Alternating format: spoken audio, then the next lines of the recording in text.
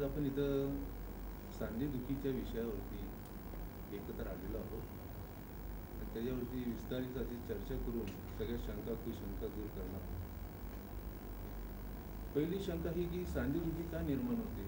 त्या बाबतीत डॉक्टर यांनी सांगितले की त्यातलं वंगण कमी होणं, हाडाची झीज होणं, कधी अपघात होतो, कधी पडतं माणूस, त्यावेळेला ते लागून सांधेदुखीचा त्रास चालू होतो.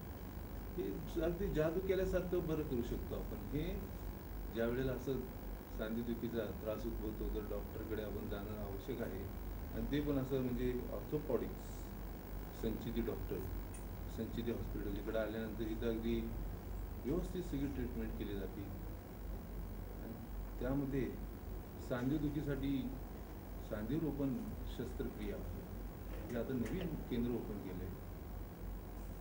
त्याचं ओपनिंग माननीय श्री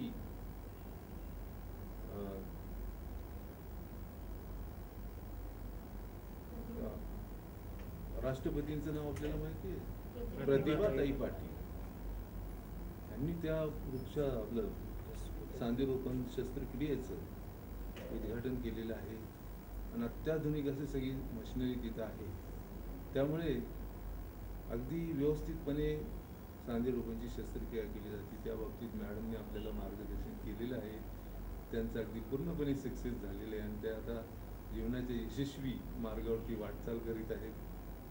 त्याबद्दल आम्ही त्यांचं अभिनंदन करीत आहोत आणि अशा प्रकारे आपल्याला एक कॉन्फिडन्स मिळालेला आहे. दुसरी गोष्ट म्हणजे इथं आल्यानंतर औषधोपचार असतात, व्यायाम असतात.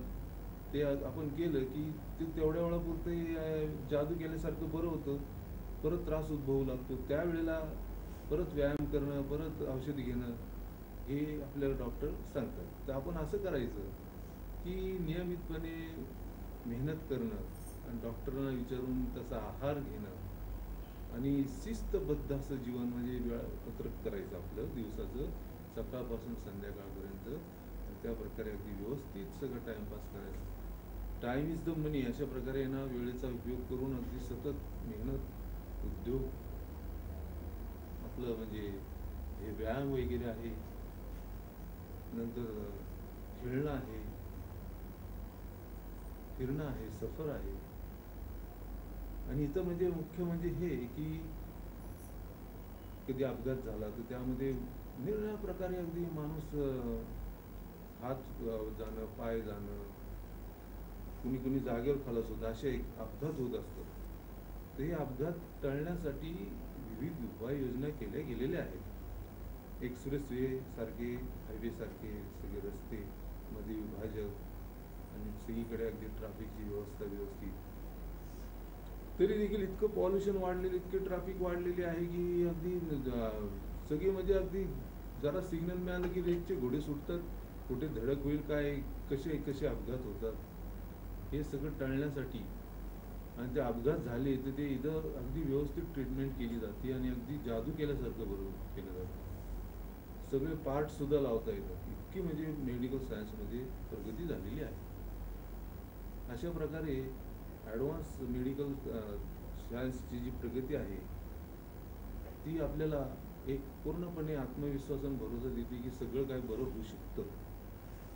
म्हणून आपण कधी काय झालं तर डायरेक्ट ऑर्थोपेडिक्समध्ये यायचं, तिथे ना व्यवस्थित ट्रीटमेंट करायची. आता मला गुडघेदुखीचा त्रास होत होता, मी आलो, ट्रीटमेंट केली, माझे गुडघेदुखीचं बरं व्हायला लागले. आता मी प्लेयर असून मी दररोज एक्झरसाईज आणि व्यायामाला, खेळण्याला फार महत्त्व देतो, पण ते गुडघेदुखीमुळे, कारण माझे अपघात झाले होते, मला गुडघ्यावरती फार मार लागला होता.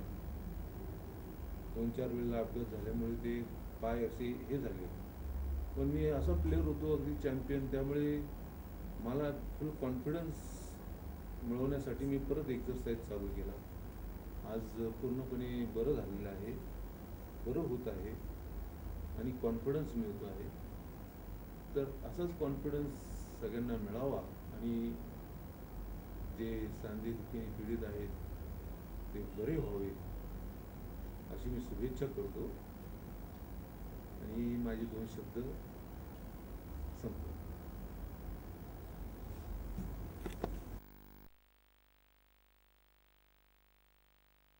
मिसेस साधना देवदास कोल्हे.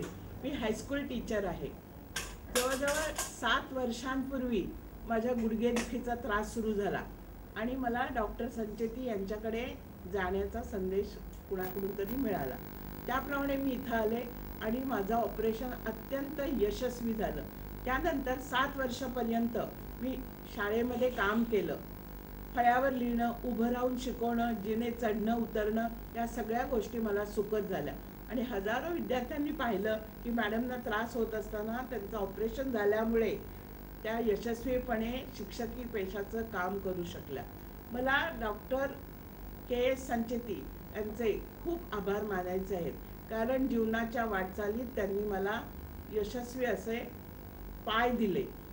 तसंच डाव्या गुडघ्याचं सुद्धा माझं 2 वर्षांपूर्वी ऑपरेशन झालं, ते पण यशस्वी झालं. मी रिटायर झाले. रिटायरमेंटचे सगळे बेनिफिट मला मिळाले, नाहीतर मी अक्षरशः बेड रिडन झाले असते आणि मला त्रास झाला असता.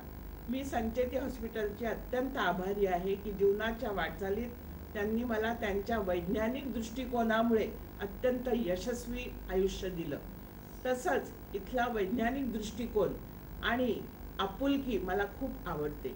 माझा विज्ञानावर विश्वास असल्यामुळे मी विद्यार्थ्यांमध्ये देखील वैज्ञानिक दृष्टिकोन निर्माण केला आहे आणि तोच दृष्टिकोन नेमका मला हॉस्पिटलमध्ये मिळाला, म्हणून मला अत्यंत आनंद होत आहे. एवढं बोलून मी माझं भाषण संपवत आहे.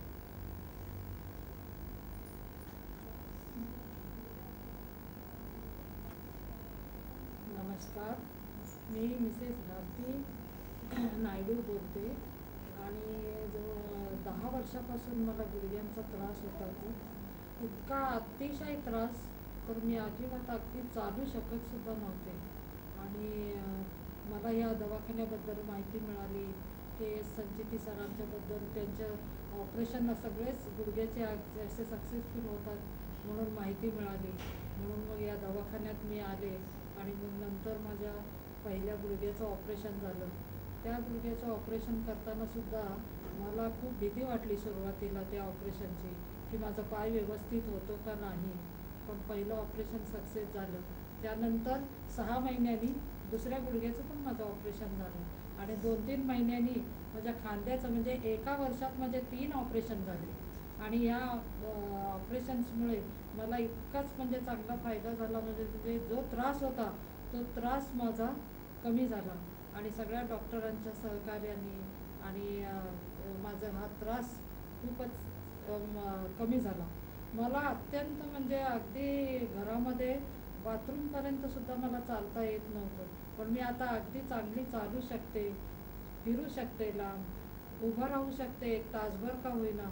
आणि माझे वेदना खूप कमी झाल्या. त्याबद्दल सर्व डॉक्टरांना मनापूर्वक अभिनंदन.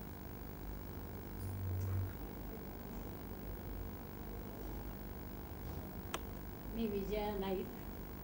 माझ्या गुडघ्याचा त्रास 15-20 वर्ष जवळजवळ मी सहन करत होते. 71व्या वर्षी माझ्या गुडघ्याचं ऑपरेशन संचेती सरांनी केलं. आम्ही TV वर त्यांची मुलाखत ऐकली आणि आम्हाला इथे यावंसं वाटलं. आणि इथे आल्यावर सरांनी आम्हाला त्यांची कॅसेट दाखवली. त्यांनी आम्ही जास्तीच प्रभावित झालो आणि करायचंच नाही ऑपरेशन, ह्या माझं अगदी हे होतं. त्याला कारण तसं होतं.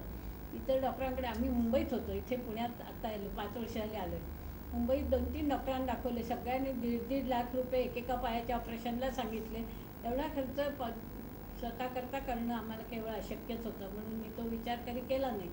सरांनी आम्हाला खूप हे दिलं की इतका खर्च होणार नाही आहे आणि त्याप्रमाणे अनुभव पण आम्हाला आला की एवढा काही खर्च झाला नाही आणि गुडघ्याचं ऑपरेशन खूप छान झालं.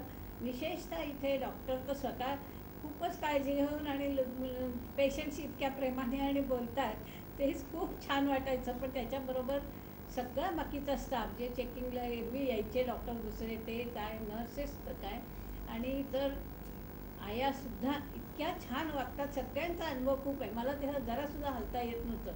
ऑपरेशन झाल्यावर मला घरी जायचं झालं तेव्हासुद्धा मला इतका त्रास होता, पण सगळ्या स्टाफ इतके मदत करायचे मला आणि न तर दुखावता ह्याच्यावर स्ट्रेचरवर मला घ्यायचे, परत जागेवर ठेवायचे. हे सगळं त्यांचं इतकं छान असायचं की त्यांनी माझे खूप वेदना कमी केल्या. मला असह्य वेदना होत्या अगोदर, मला 1 मिनिटसुद्धा कुठेही उभं राहता येत नव्हतं. मी जर दुकानात गेले तर आधी त्यांना सांगायचे मला स्टूल द्या, मी बसायचे मग मला काय हवं ते मागायचे.